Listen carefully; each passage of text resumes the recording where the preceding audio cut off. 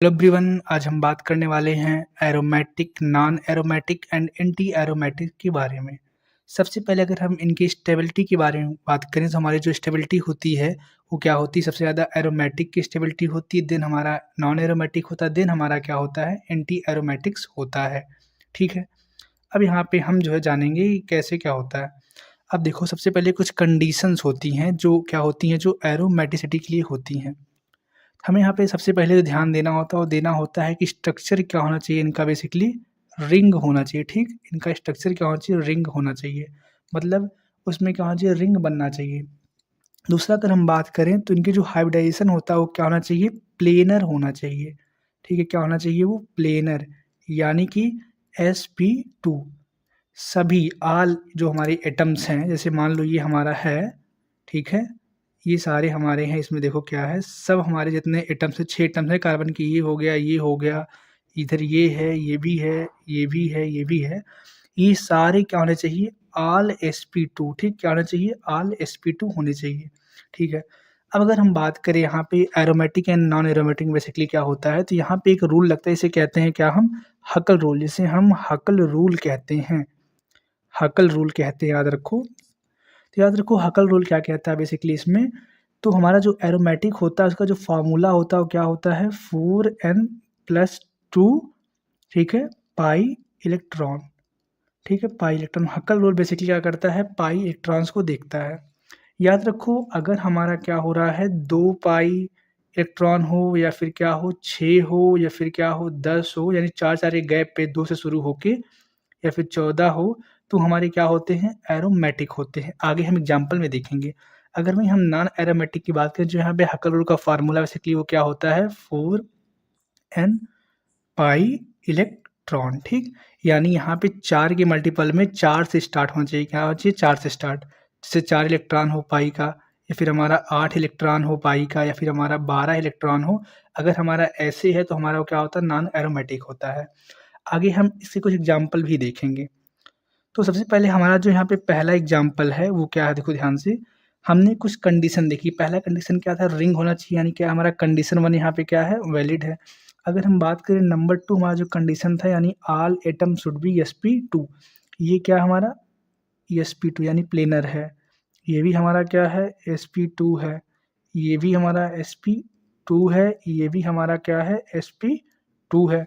लेकिन हमारा ये क्या है? देखो यहाँ पे ये हमारा sp3 हो जा रहा है। ठीक, ये हमारा sp3 हो जा रहा है। कैसे? देखो यहाँ पे एक H लगा होता है, एक H यहाँ लगा होता है, 2 H यहाँ लगे हैं, यानी हमारे यहाँ पे 1 2 3 4 सिग्मा बॉन्ड हो रहे हैं। हमारा हो जाएगा यहाँ पे sp3 हो जाएगा। तो ये हमारा क्या हो जाएगा?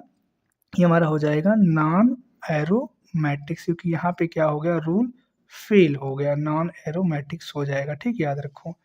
अगर हम दूसरे एग्जाम्पल की बात करें, अब देखो यहाँ पे ये हमने पहले ही देखा, ये भी sp2 है, ये भी है, ये भी है, ये भी है। ये चारे क्या हमारे? चारों क्या हैं? sp2 है, क्या है? प्लेनर में है।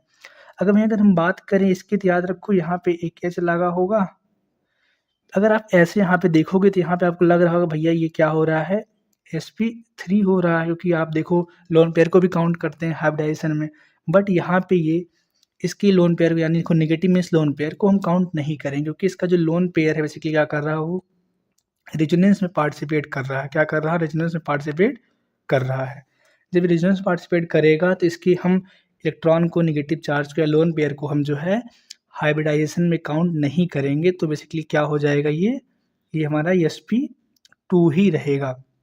ठीक है, ये हमारा sp2 रहेगा। तो याद रखो यहाँ पे क्या आ रहा है? देखो पहली बात यहाँ पे रूल 1 यानी क्या है? रिंग बन रहा भैया। यहाँ पे सभी क्या है? sp2 हैं, यानी प्लेनर में है, ये भी सही है। अब यहाँ पे देखो कितने इलेक्ट्रॉन पार्टिसिपेट कर रहे हैं। देखो 1 पाई मतलब 2 इलेक्ट्रॉन होता है, 2 पाई इलेक्ट्रॉन। 1 पाई बॉन्ड होता है, डबल बॉन्ड 1 पाई बॉन्ड होता है, मतलब 2 इलेक्ट्रॉन होते हैं उसमें।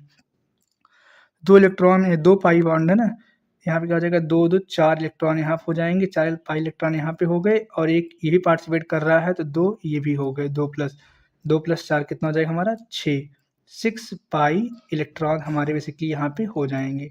याद रखो ये हमारा क्या हो जाएगा? एरोमेटिक। मैंने आपको पहले ही बताया था हकर रूल के फार्मूले से। अगर फार्मूला आपको नहीं याद हो रहा है तो ठीक है, याद रख लो, 2 हो या 6 हो या फिर 10 हो, ऐसे 4 जोड़ते जाओ तो हमारा क्या हो जाएगा? वो एरोमेटिक हो जाएगा। अब तीसरे का अगर हम बात करें यहाँ पे, देखो यहाँ पे क्या है, ये हमारे ये भी sp2 है, ये भी sp2 है, ये भी sp2, ये भी sp2, यहाँ पे एक H होगा। अब यहाँ पे इलेक्ट्रॉन तो है नहीं, ये पॉजिटिव चार्ज काउंट करते नहीं, तो हमारा क्या हो जाएगा, ये भी हमारा sp2 हो जाएगा। अब यहाँ ध्यान से देखो, यहाँ पे क्या हो रहा है कि ये हमारा जो प्लस चार्ज है, ये क्या कर रहा है, हमारा पार्टिसिपेट तो कर रहा है, ठीक, क्या कर रहा है हमारा, ये बेसिकली पार्टिसिपेट कर रहा है, रेजोनेंस में पार्टिसिपेट कर रहा है, याद रखो। लेकिन यहाँ पे क्या है, अगर हम इसकी पाई इलेक्ट्रॉन के बारे में बात करेंगे तो प्लस के पास कोई भी इलेक्ट्रॉन नहीं होता है, यानी यहाँ पे दो डबल बॉन्ड है, दो डबल बॉन्ड है, मतलब यहाँ हमारा क्या हो जाएगा, 4 पाई इलेक्ट्रॉन होगा।